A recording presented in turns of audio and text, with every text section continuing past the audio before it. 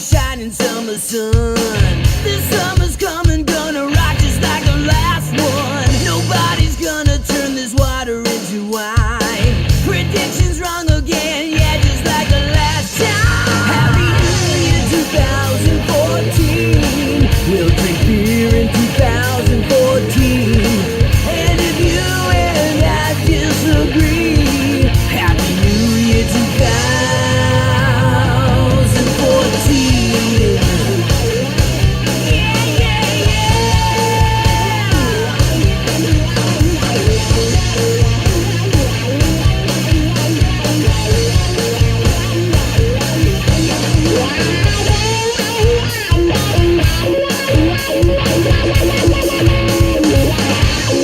Prophecies are seldom right. It comes from the inside. It needn't be the status quo. It follows me where I go. Population warning lights. Where it stops, nobody knows. Ladies and gentlemen, on with the show. Happy New Year 2014. We'll pay bills in 2014. We'll still live in a world that we see. Happy New Year 2014.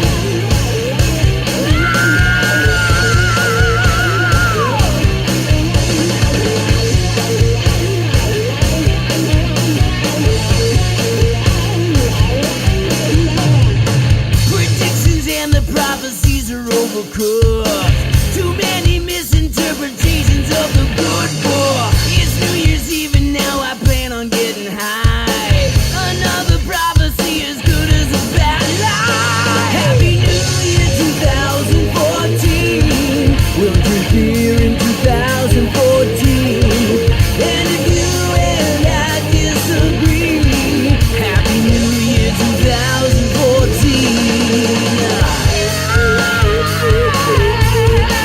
Happy New Year 2014.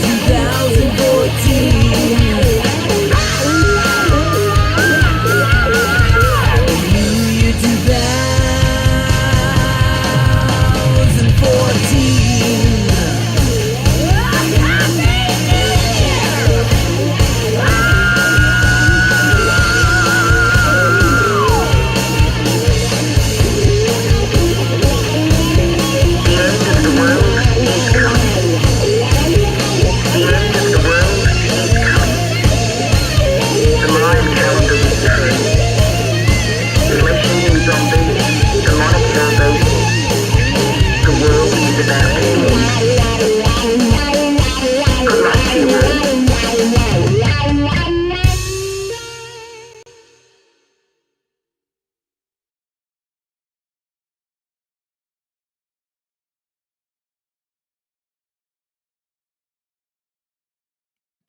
And we're here, yeah.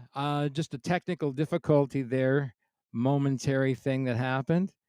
That was the Spodes. That is 2014. That was the band that never was, but we're going to talk a little bit about that because I want to find out where the word Spode comes from in the first place. And the guy who actually is the king of Spodes, who knows everything about the word Spode, his name is Brent, the Dr. Doerner. He's in the house tonight, and here he is. Hey, Brent. Hey, what's up? How's everybody doing? Great to have you here tonight, my friend. Well, that was a surprise. I didn't expect to see that video tonight. I was blown away by it when I was at your place on the weekend, when I was at your place on the Saturday. Like, I was like, that was so good.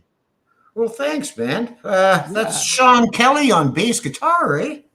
I know, that's so crazy. I mean, Sean Kelly has done a bunch of stuff with you over the years. Yeah. I guess he's just so busy. I'm not much in touch with him really anymore. He's just busy with other bands. Yeah, Uh, he's got a lot going on. He's doing stuff with Lee Aaron. yeah, and I can't. What was that singer's name again?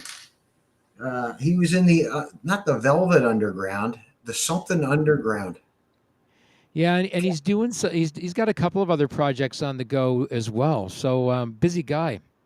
But that's pretty Good cool singer. that you guys put that together. And the bass player that is off the grid. Yeah, and we shot that at Ralph Schumalis's place. His nickname was Chick, my co-songwriter, and I was just there in my friggin' track pants, and I didn't even have a guitar, and I borrowed Chick's SG, and we just filmed it right then in his garage. Is that all? So that's all green screen then. Yeah, I think I was learning how to do that then. Yes. It was. I think it's extremely well done. I love the song. I think we need to put that single out there. Another prophecy is overcooked. Too many interpretations of the good book. Yeah, that was that's so weird. Those lyrics back in 2014. Who'd have known, right? Yeah, there's a Happy New Year 2013 version too of that too. There's two Where is songs. that one? Yeah, I think it's online somewhere. I think. Oh, have to look that one up. Oh man. Because Before the show, the original song, the original video is Happy New Year 2013, and 14 fit in perfectly. So that's the follow-up version, what you just played of the original. oh, I Because gotta see. we had a different singer on the first 2013. I don't think Al. I don't think I've seen the video. Is there a video for it too? Yes, I think so. There is. Oh, you're gonna have to help me find it. Yeah, I'll have to look for it. Yeah. So it's called Happy New Year 2013. Yeah. So look it up by the Spodes if you can find it. And we're recording at Chick's house, and he just invented the word because he was just a silly man. He was just loved life, happy guy, uh, you know, just full of enthusiasm and fire. And these people inspired me. I had Shane Shedler from My Wicked Twin too. He was just always just lighthearted and joking around and laughing, and they were, and then, the one day Shane Shedler was laughing and saying, man, I love you, man. I'd hide a body for you. And I went, man, that's a great song title. So that's song number 10 that I'll put on the album called Six. And the album called Six is going to be, we're going to be doling that out single by single. So you're going to have to watch for this because we did some fun mixing in your studio on the weekend. Yep. And those are being sent off to Peter Beacock for mastering. It was so cool to get to work on that project with you, Brent. I'm glad you were here. I mean, you got to have outside ears. When you're writing and engineering and mixing, it's easy to lose your perspective. And there's times where I just go to myself, I've lost my perspective, off, walk away, right. do something else. I'm going to go back to something we started with when you were talking about all these people that influenced you through music. And I would consider that to be the good of the music biz. Don't you think? Yeah, I mean, when I was jamming with Blackie Lawless in Los Angeles, that was inspiring. Although we were just playing other people's tunes, I really love I think Blackie had his business degree in or Bachelor of Arts in business. He was a highly intelligent guy. Right. Um, um, and we were jamming Badfinger tunes before the show in LA, and I found it highly inspiring. That's funny. That's You a know, the great story, man. Badfinger, they might as well have been the second Beatles there for a while. Right. They were kind of like the second coming of the Beatles, weren't they? Yeah, and then Pagliaro in Quebec could be the version number three of the Beatles with a couple of Right. his songs.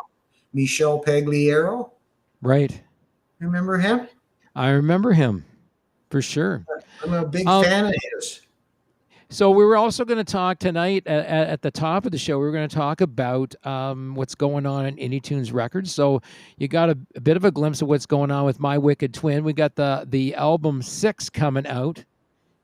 That is symbolic of the album itself, but there's some really cool stuff in that album and some really cool lyrics. So I think we're going to be doing some lyric videos, don't you think, Brent? Yeah, I mean, a lot of the times getting a location is the hardest part of making a video. And Right, nobody wants you there with a camera recording. Nobody. right. So, you can. Donnie Coulter says hi. Who does? Donnie Donnie Coulter. Coulter? Hi, Yeah. Donnie Coulter.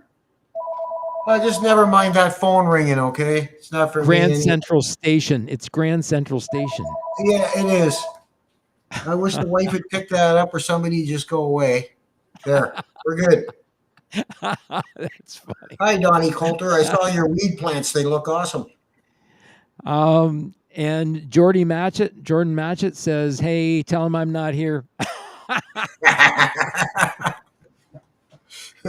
I love You're a it. Tell funny him I'm guy. not here. Tell him I'm not here. All right. So hide the bodies. That's a cool tune. I'd hide a body for you. I'd hide a body for you.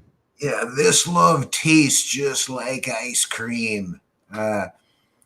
The wind blows harder than you've ever seen. Yeah. It's really really funny how lyrics come to us, and that was somebody saying that to you, liked you so much he said he'd hide a body for you. I'd hide a body for you, baby. Yes, I would. Good Yes, God. Oh man. Go from Um, heavy duty industrial metal to light pop all on the same album. right. So here's an You know, interesting thing. I did a business meeting with one of our bands on the label last night, who was and it? we talked. It was Brother Leeds, Yes. and we had a great discussion last night about analytics and some of the statistics that I'm able to uncover about their music. And one of the things that I think was a highlight to even speak about tonight was that there was this discovery of people that were engaged with their first release that weren't engaged in the second release. What do you mean by that? So sometimes if there's too long a period of time from one release to another, people lose interest, right?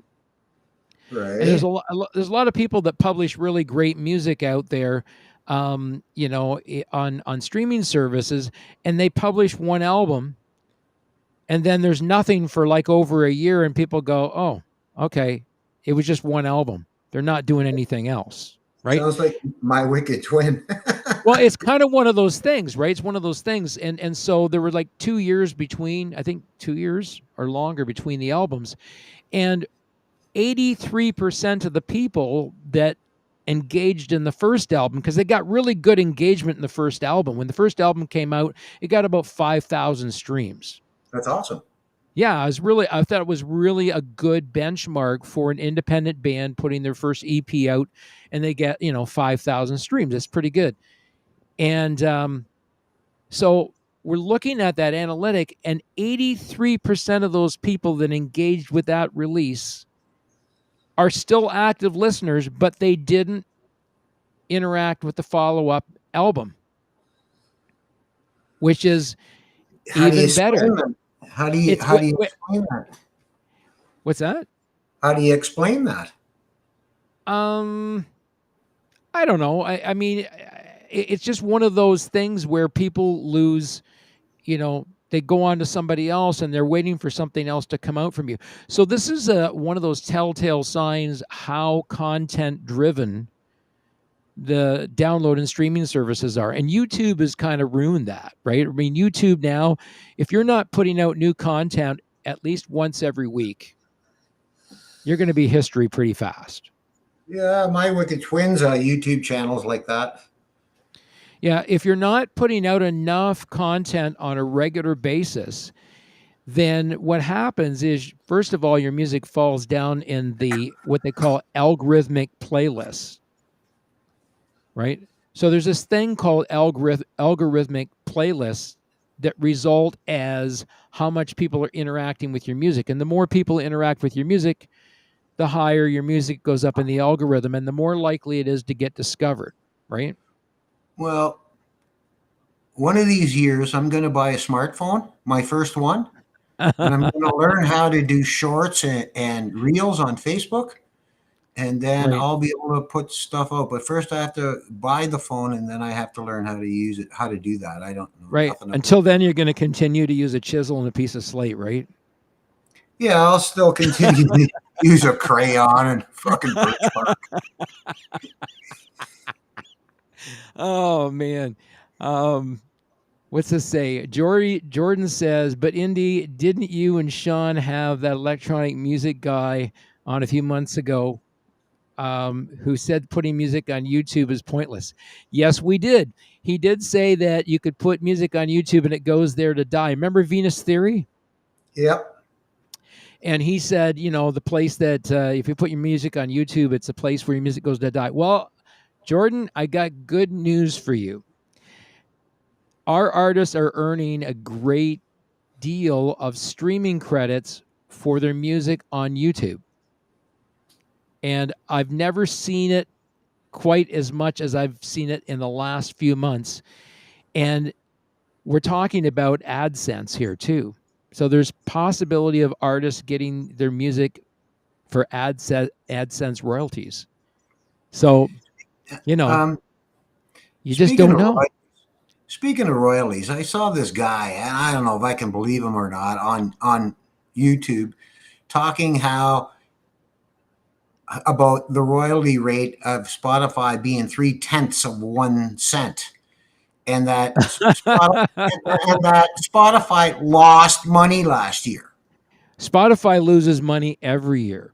They are constantly claiming losses. Well, then how can they possibly increase their royalty rate that they pay to artists?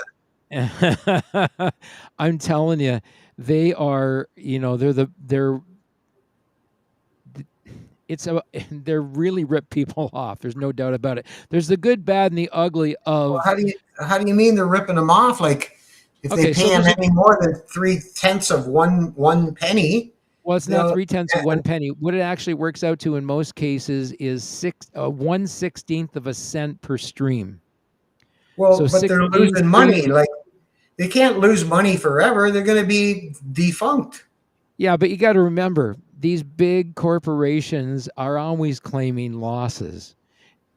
Everybody says music doesn't make you any money, which is, not true. It's making other people rich, not the artist. It's making other people rich that are Yeah, I guess. I mean, exploiting the music, and so that is Spotify's deal. I mean, if you're showing losses, if you're showing big losses, then you can justify your payouts because you can say, well, we don't have the money to do the big payouts. I Right? guess if they show losses, then they pay less tax, right? Well, of course they do. And not only that, if they show losses, it all anything that they use it as an expense over the course of the year can be written off as a loss, right? So, I mean, think about the major deals that they sign with major record labels in order to get their catalogs of music, right? Right. Hey, Ken. So that's Yeah, kind of the ugly part of the music business. do I have time to go and grab a pop out of the fridge and come back? You I'm can get a parched. pop out of the fridge, and I'll entertain the troops while you're gone. All right. I'm just going to put this on me for a second. Yeah, here's the funny thing about the one of the other ugly parts of the music industry, and one of the bad parts of the music industry, is that our governments don't believe in it enough. It's just not a big enough deal to them.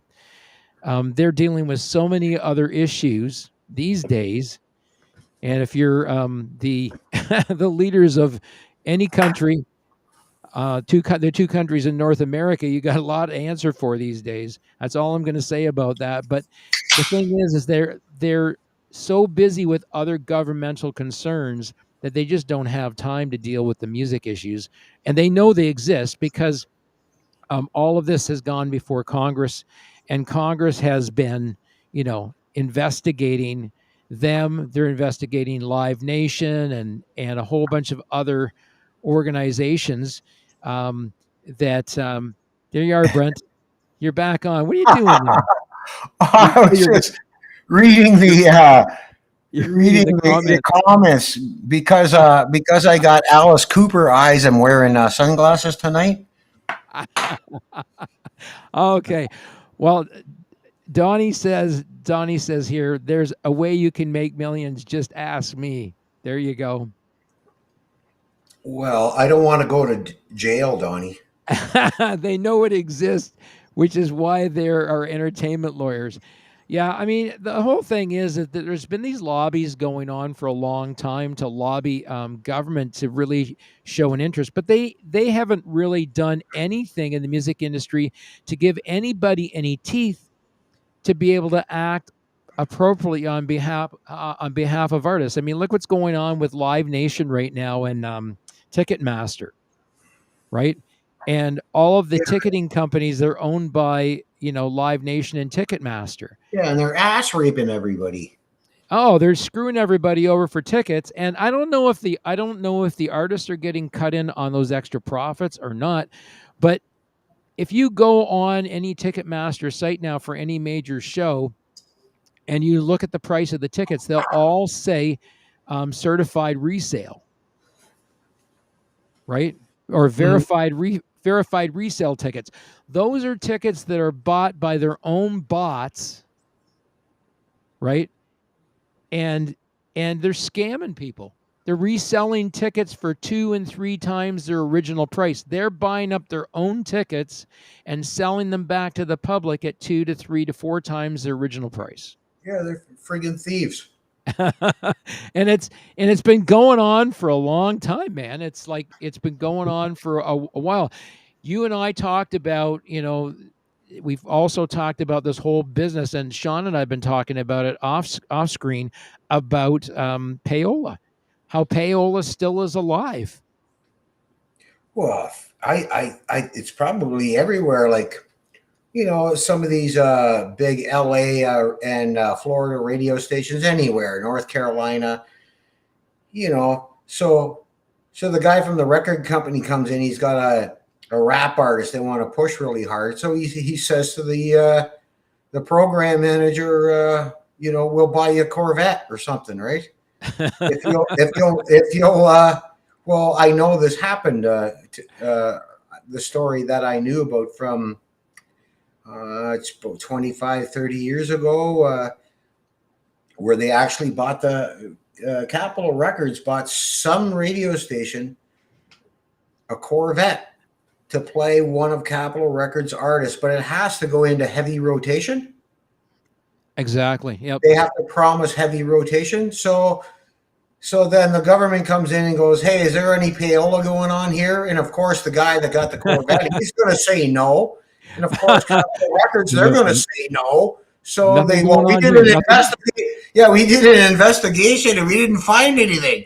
Well, the one guy that came forward in Florida got his legs broken. Nothing here. Nothing to see here, people. Nothing to Nothing to see see here. here. Yeah, move along. Yeah, Nothing to move see here. along. Here's an interesting thing. Jordan says payola exists in live music too. It's called pay to play. Jordan, you could not be more bang on, and you were reading my mind when you posted that. So thank you for that.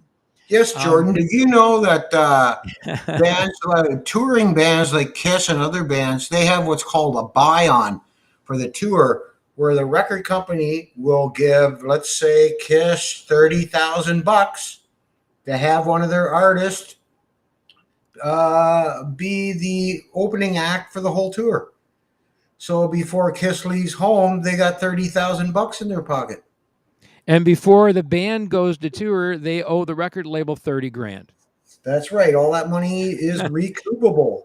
100% recoupable. And if they don't have any faith in you, of course, it is 100% recoupable. Yeah, like we shot those videos we shot back then, Heavy Metal Love and that, they were all $50,000 video shoots from these huge film companies. Like, Were there it's no no were there wonder. now were there And ever then, any times you guys like the label kicked in so much on the deal or no? well, the capital paid for everything, and then that money, all 50 grand was recoupable. So after we went gold, 50,000 in Canada, as soon as we went gold on, we sold the 50,000 and first LP, and we all made $1. But we had to split that dollar between everybody. Oh man. And that was because of you having to pay for all those other expenses. Well, the recoupable money, we toured really on the cheap side of things because, yeah, we could have had a big fancy tour bus. The Capitol Records would have paid for it. It was recoupable. So you're really paying for it yourself. So we Yeah. had the shittiest tour bus and the shittiest ground transportation, the cheapest junk we could find, so that we could actually sell 50,000 and two albums and split the $2 between us all. Yeah, I mean, the bad part of the music industry is it's really hard for a band to get a really good deal with a label, right? Yeah, I think so. Sometimes, you know, say you live in the vicinity of, I keep using Capitol Records as an example because I'm familiar with the Right, deal. So right, in Toronto, I think they're just north of the 401 there somewhere, or they were. I think they got bought out. Anyway, so they would send their reps would go out and hit all the clubs, every night of the week, looking for acts, right? right. And so those guys that work at Capitol Records all day and then go out at night and drink beer with the bands and shit, uh, those Capitol representatives, they're only going to drive so far. They're not going to drive from Toronto to Kitchener to see Helix, right? They're going to stay in the local vicinities because they want to hit 6 clubs or 8 clubs that night. Right. So I mean, that would be the same with wherever EMI is in LA and any other major record company. It probably would be a good idea to be within less than an hour drive from the headquarters of that record company. So the what you're really telling people is that it would really be to their advantage to be part of what we're doing here at Indie Tunes Records then.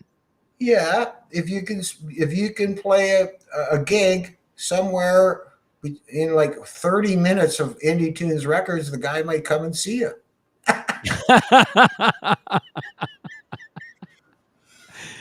Oh man. That's funny. Whoever the guy is. Whoever the guy is that's going to go out to the show. That guy. Yeah, and I'm not Ken. But what but what I'm saying is that I mean when you think about this business of payback, if you're looking at getting maximum payout, right? Isn't that why artists come to Indie Tunes Records? Yeah, I mean, it's the best deal going. Out of a dollar sale, the artist keeps 75 cents and the record keeps 25 cents out of the dollar. Like, that deal can't be beat. And what do you think about the idea that the record label at some point is going to go to nonprofit corporation status and appoint a board of directors of artists off the label? I think it's a great idea. I think that not enough bands will sign to a record label and just expect the record label to do everything, and the band's going to go home and eat cheesies and watch TV, right? Right? Like the band's got to do self promotion too, like sharing these videos or at least watching these videos. Sharing the videos, following them what we're doing, boosting posts of artist music that are on the label. All those things help what we're doing. And here's another thing you can do. See this thing here above my finger? It's called a tip jar. You can scan that QR code with your phone and drop us a toonie or a loony. Every little bit helps behind what we're doing.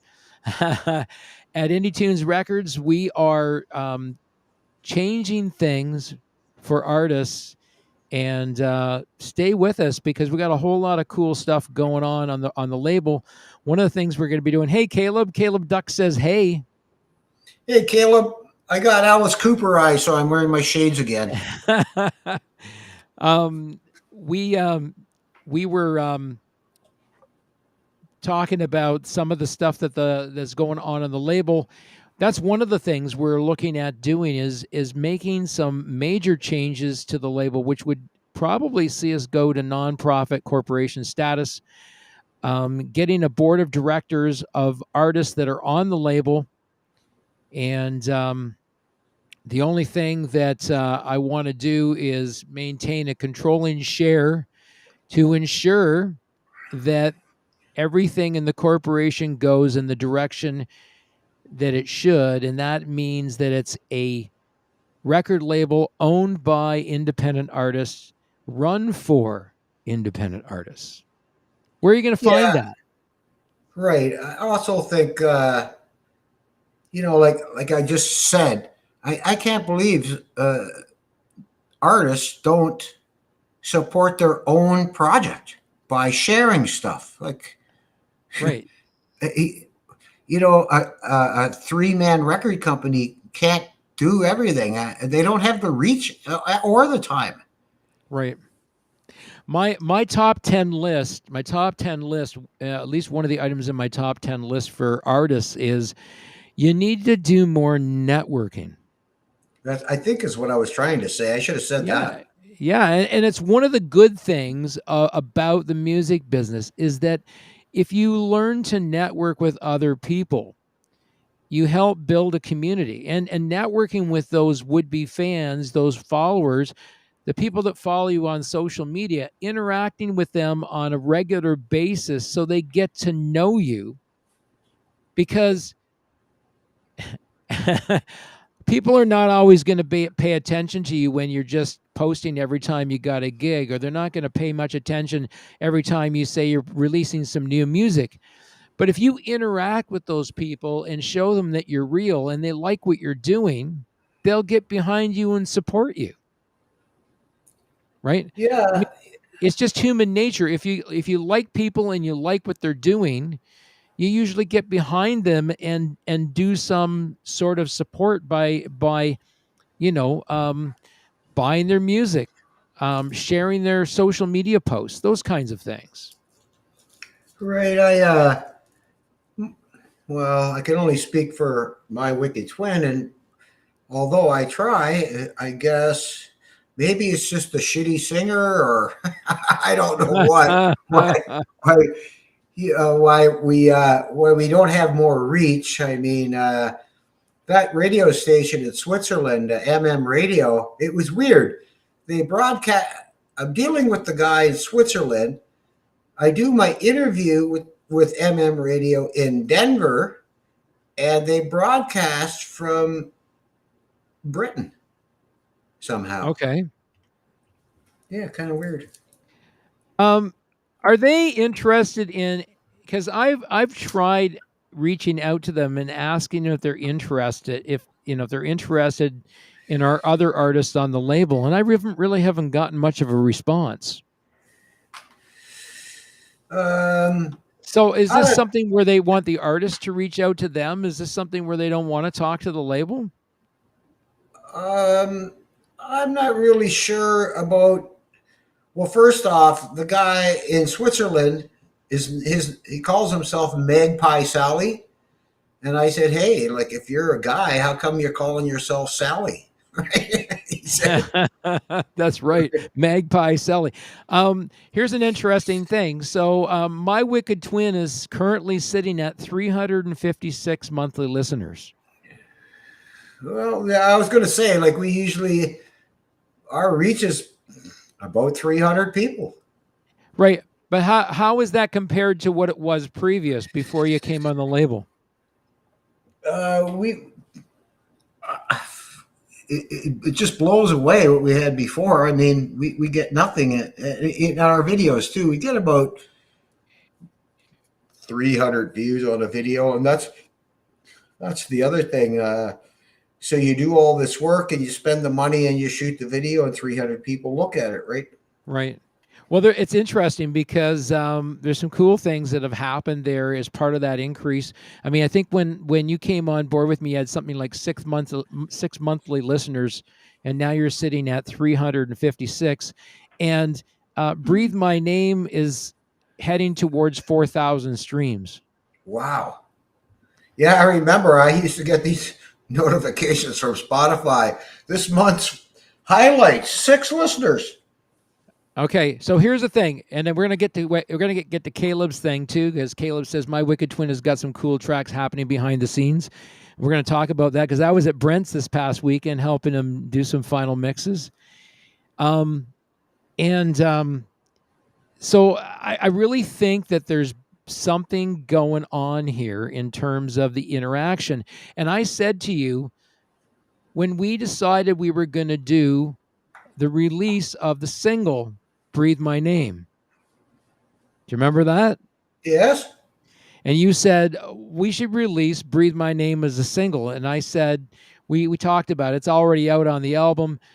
Maybe releasing it as a single will get some more, attention. And guess what happened? We got lots of attention from that. Yeah, we got more attention on the single Well, than we see, did on the album. I like Indie Tunes ideas with just release one single at a time, because how did you say the algorithm? Uh, it'll only pick up 2 or 3 songs, and the rest of the album is lost. That's it. But I mean, and that's part of it. I mean, part of it is that there are 70,000 songs published every day on Spotify. So think of how quickly your songs get buried in the algorithms if you just publish a whole album. It goes there one day, and the next day it's buried by 70,000 new tracks. yeah, I think it's a fantastic idea to release one single at a time, and that's it. So if an artist has an album ready to go, here's a cool way to think about doing this thing. So if you got 10 tracks on your album, you release one track every 6 weeks over the course of the year, and then tie it all up nice and neat and release the whole album as a separate release at the end of the year. Yeah. So Okay. how does that happen? And then while that's happening in that course of the year, you're recording the next album. Yeah, I mean, how does it work when okay, so you release 10 singles, and at the end of 10 months, how do you then release an album, or do you even ever release an album, or how does that work? 'Cause you're the record company, that's why you're my guy. Well, I mean, and that is a strategy I think we're going to be going with a number of artists this year. So I think you're going to see, and what is happening with the algorithms on streaming services is that we're just trying to push our artists' music quicker up the algorithm. by doing more frequent releases. And that has been driven by what's happened on YouTube. YouTube is a very content driven platform. And so if you're not releasing something new every week, you become irrelevant really fast. And Well, I'm the going to buy a whole smartphone then.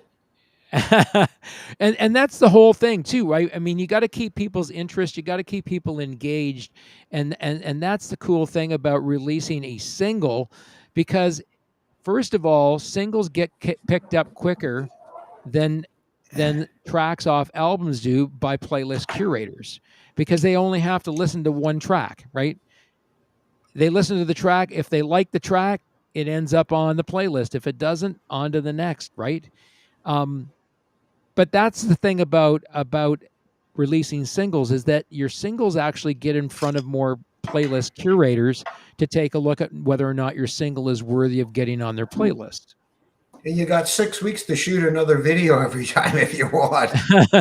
And the other thing that we also do is we also share out that interaction with our artist music, so that um, people are aware that the music is there, right? So making sure that there's shout outs to the artist music, and that people can find their way to it. Now, the good thing that's happening, because that's kind of a bad thing in a way too, because with streaming services, you're not making optimum return on your investment. So again, here's the infomercial part of Indie Tunes Records again. We're looking at taking the website to a different level and turning it into a nothing, well, not nothing, but a one-stop shop for all things independent music. Right? What So about what about merch? well, that's going to be part of it. We're looking at developing a merch store that is provided by a third-party fulfillment company, that the artist will actually be able to design their own merch and put their merch up on a web store that will be on our website. So we're eventually going to set it up so the artist can manage their own page on the website, and it'll have other sub pages that will allow them to put in things like tour dates. They'll be able to sell their merch directly off our website, download and stream off our website, and what we're going to be doing is selling a monthly membership to the website. But if you pay for a year in advance, you get 10 months or a whole year for the price of 10 months. Oh, that's pretty cool. And we're going to be using that income to create a base salary for artists that are on the label. Okay, well, sign me up then. So the more people that join the Indie Tunes Records community, the bigger the catalog that we're able to offer to would-be independent listeners, and therefore we're going to attract more people to buy monthly memberships. Now, currently, if they're buying monthly memberships, that's going to allow us to do all kinds of expansion on the website. That's going to give us some new functionality on the website, if you will. So we want to be able to create a backside upload service for the artists on our website. And we want to try to direct most of the internet traffic for our artist music to our website, so that if people are looking for nothing but independent music, they could come to indietunes.com or indietunesrecords.com and find all things independent music. Yeah, I was on Instagram this morning looking around, and this is what I noticed, that there's a whole bunch of really hot looking chicks that play really good guitar, or really hot looking chicks that play really good bass guitar or acoustic guitar, but all of them are playing cover songs. Yeah, here's an playing original songs. Here's an interesting thing here that Caleb posts. He says, "What about sponsoring some ads on Facebook to push music?" You know what? Those sponsored ads on Facebook, I really don't know. I've worked with some artists in the past who told me that the sponsored ads are not worth the return on investment.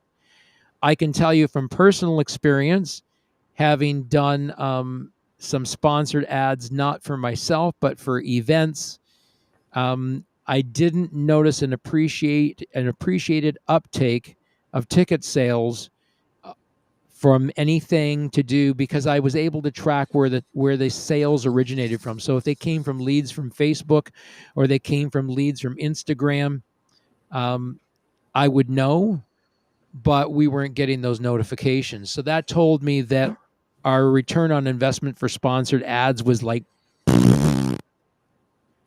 you I know, ran an ad once on Facebook. I can't remember. It must have been a decade ago, and I found really worked. But so you get a whole bunch of views on Facebook, so the views don't count for anything. exactly. It's not the views, it's what you're selling. If it's for branding and you're trying to recruit people to go and sign up to your website or sign up to your YouTube channel, that might be a great campaign to run. But ads where you're asking people to pay money for something, depends what it is. I mean, if you've got a business that people require. So Caleb, the answer to you would probably be you'd probably get a return on your investment for advertising your construction company on there, because you're offering a service that a lot of people require, and sometimes they're always looking for a reputable contractor to work with. So Well, I tell you, the work that Caleb does is over the top with the design and style. Holy, it's yeah, fantastic. But when it he, comes to him playing guitar solos, friggin' guy's spastic. He's a spastic player. you played with him live a few times. He was my roommate on the road with Helix. And how did that work out? Fucking great. Oops. So he was a good roomie. Oh yeah. Yeah, man. We had some good times together. I tell you, we played the Wolf's Den in at the the biggest casino on the east coast of America. I can't, and the Mohegan Sun Casino. Wow. Man, did we have a good time there. It was like the nicest rooms I've ever seen in all the years. It was one of the best gigs I think I ever did.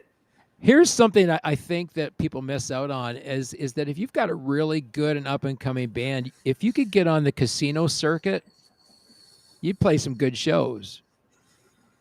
Yeah, Helix just played a couple of casinos recently. They did. They played up at Casino Rama.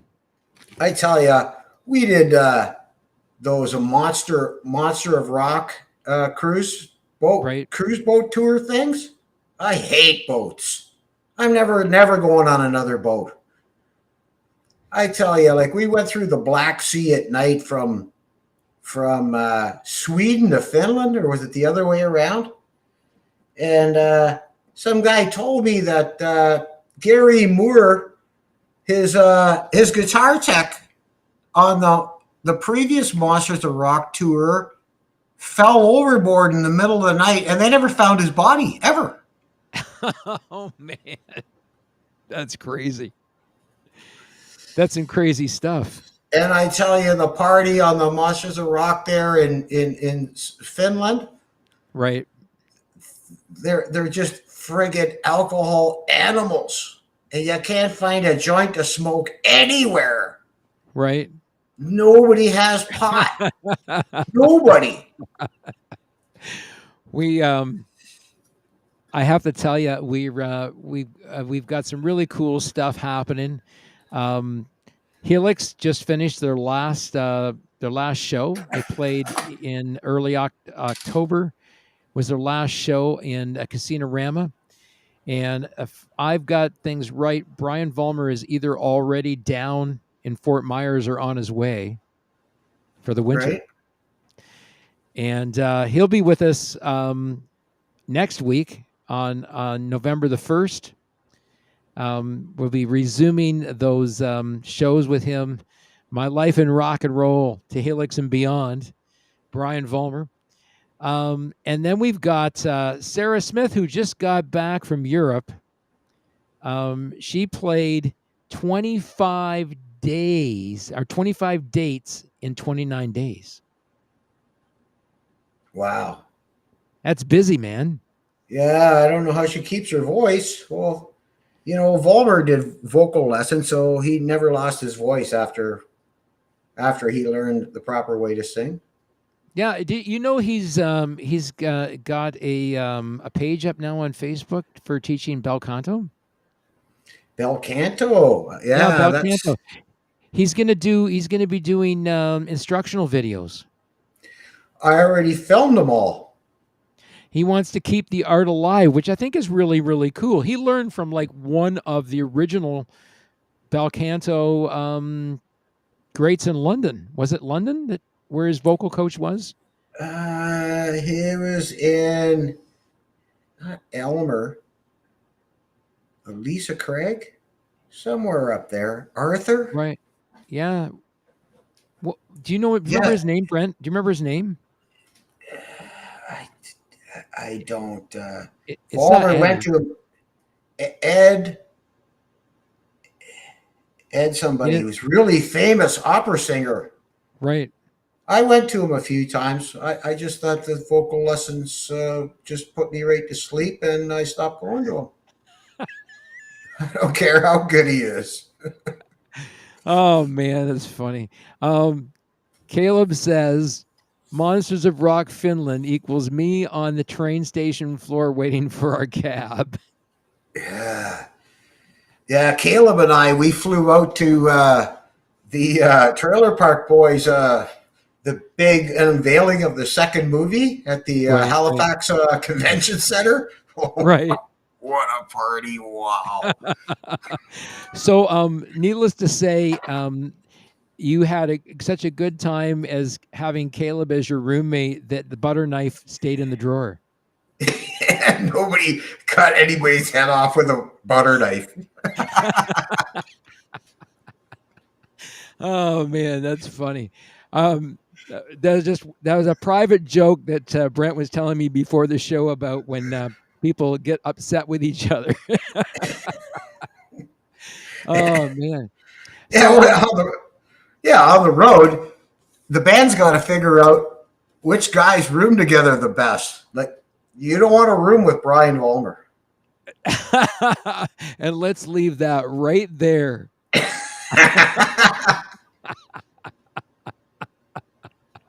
Oh my God.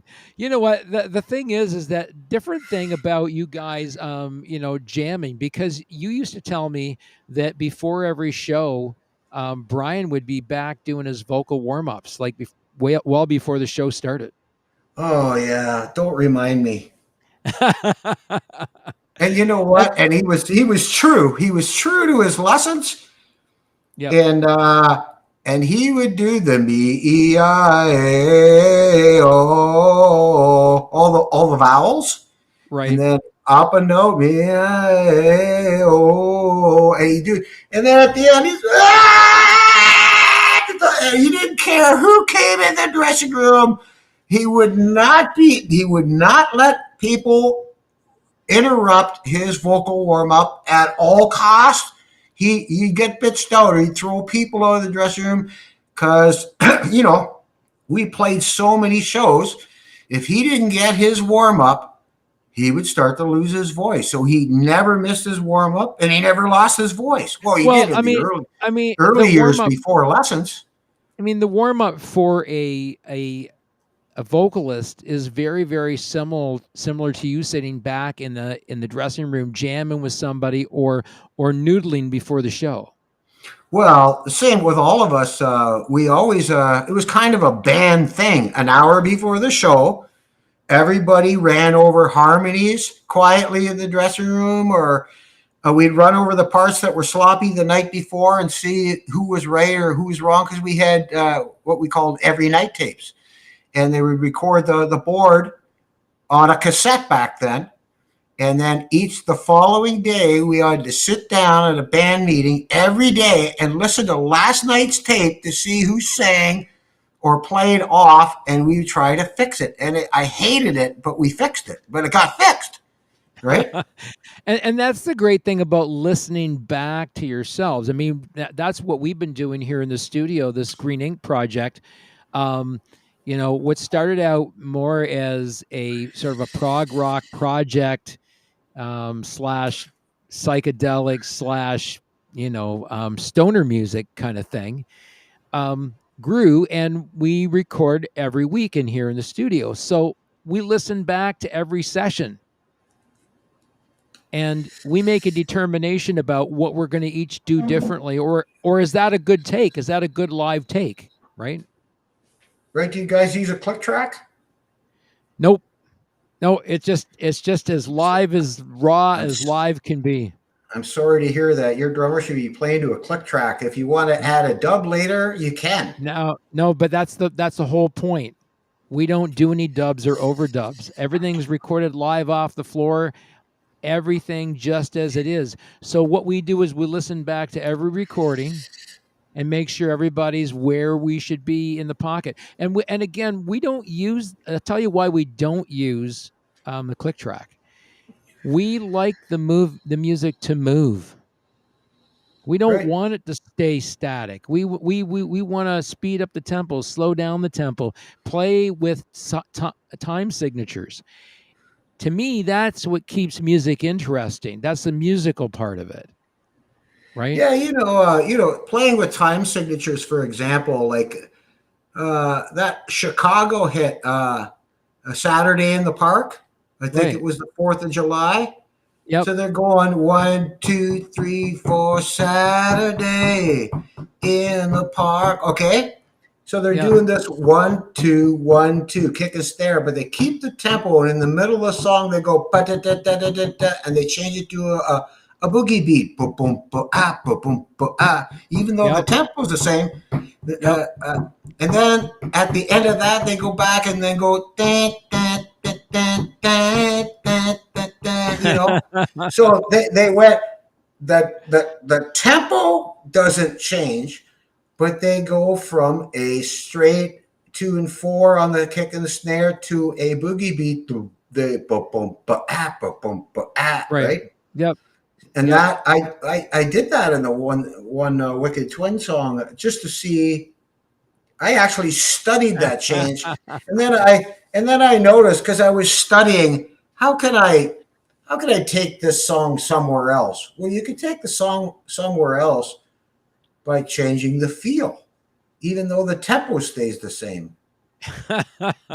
And in Caleb's old band, they do that. They completely change up the tempo of the song and the feel and everything, and they be going and they go boom boom boom right. And Yep. it was like you get 3 songs in one, even though it's all one song. Yep. I like that. I would love Caleb to come down here to the studio and jam with him. That'd be fun. Yeah, he's one spastic jammer, man, if there ever was one. I'd love to do that sometime. So Now listen, we're heading up. there's a guy that can jam on his guitar and seems to never repeat himself, which is kind of cool. That is very interesting. That's very interesting. I got a whole bunch of recordings of him when we drank too many beers and hit the record button, and I kept all those drunken recordings. They're awesome, Caleb. Caleb says warm up is a must. Being sober 10,000%. Yeah, we didn't drink and play. Nobody smoked dope or did drugs when we played. Our manager said, after the show, go nuts, do whatever you want. But before the show, go on straight. So, by the end of a show, you can get 3/4 way through the show and open a beer, right? Because how drunk Right. can you get? You Right. sweat the whole beer out anyway.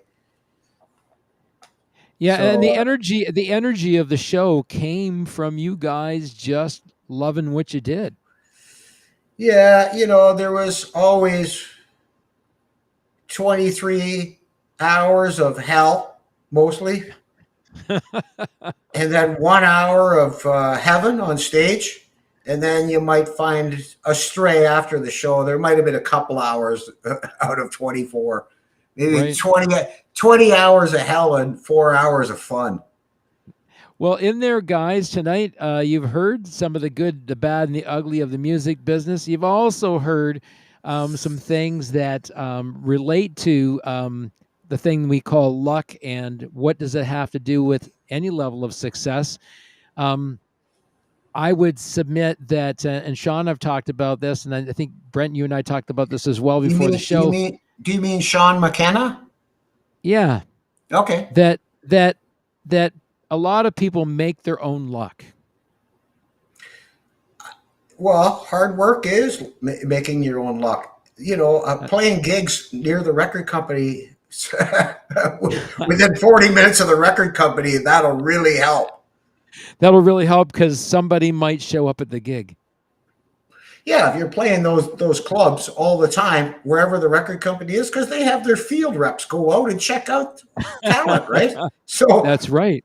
playing the gigs within 30 minutes of whatever record company it is.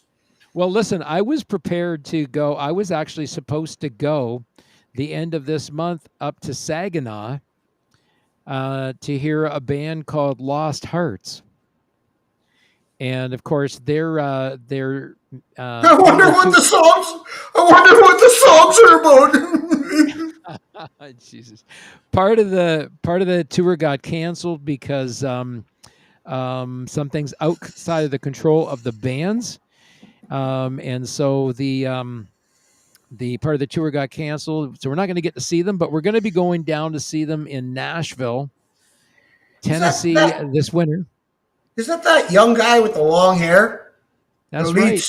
The lead singer with the six pack and the Les Paul. The good-looking dude. Yeah, they'll That's do right. good. They're going to do good. So we're hoping that those guys are going to be coming on to Indie Tunes Records. Check them out, Lost Hearts. They're up and comers, and they've been playing some really cool shows down stateside. So check them out when you can. But they're going to be playing down in Nashville, I believe, somewhere around the new year. We'll be seeing them down there. So, are you going to sign them? I hope they're going to come on the label. So we'll see. We'll see how that goes. All right. All right. Well, listen. It's been a pleasure talking to all tonight and having Brent on the show with me tonight. Remember, if you want to support what we're doing, you can always tip us in the tip jar. You can go to our page on Indie Tunes Records on Facebook.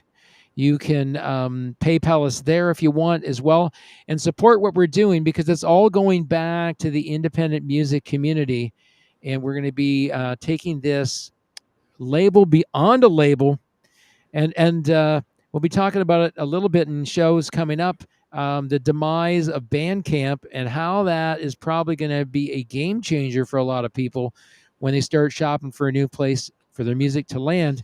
I never heard about that. Right here, yeah, Bandcamp is probably going to be going tits up.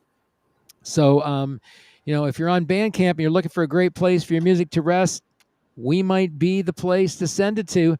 And remember, that guy, that's Brent Doerner, and you're not him, and he's not me, and I'm not you. And remember, I'm Kenny, and you're not. This has been The Indie Show. Thanks for joining us tonight.